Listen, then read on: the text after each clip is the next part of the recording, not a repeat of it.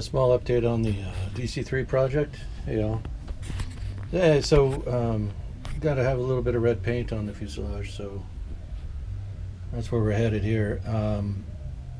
It's mostly masked. What I'm going to do is I've more or less separated the front half of the airplane from the tail. So I'm going to bag, now once this is dry, we'll bag the front half of the airplane right about here. So the wings, fuselage up to here will be bagged and taped off.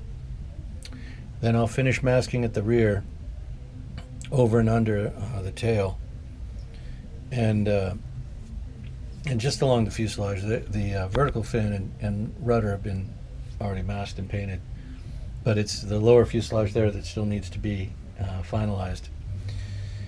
So once I get the front end bagged, finish masking around the tail, we'll get that red on, and at that point then we'll pull all the masking off for the red and let everything dry. Once the red is completely dried on the fuselage, I can mask off for the horizontal stabilizer and elevators, which must be gloss aluminum. And then once that's done, the tail will be complete, and then I can bag the tail up to about, I don't know, here. And then I can complete all of the lower fuselage and top and bottom surfaces of the wings in the gloss aluminum. And it'll kind of, break the masking down into more manageable size. 2 different sections at a time. Keeps the, all work and no play makes Jack a dull boy. And I don't want to be lost in the corn maze after doing this job. So what we're going to do again is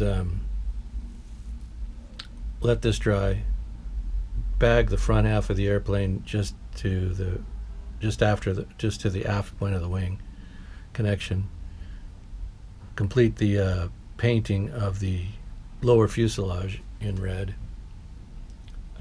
We'll let that dry, then we'll remove the masking tape on the fuselage, and then we'll remask everything for the horizontal stabilizer and elevator, so those can be painted in the aluminum finish. At that point, we'll get a good sense of how the airplane's going to look. The cowlings will be painted silver off of the airplane. If you put them on to the airplane and then paint, you're going to have a hard time getting into this surface on the inside without, applying too much paint here and there. So I can shoot the inner nacelles from, the airplane inverted and shooting up from underneath here. But getting to the cowlings and everything in this section here wouldn't work. So the cowlings will be sprayed off of the airplane. The propellers will be sprayed off of the airplane. The door still has to be masked and painted to match the fuselage sides.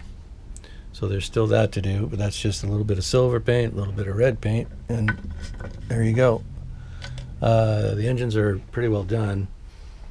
Just a little more detailing to do. I've got the flaps here, so they'll be applied, and then probably apply those before, I'm thinking.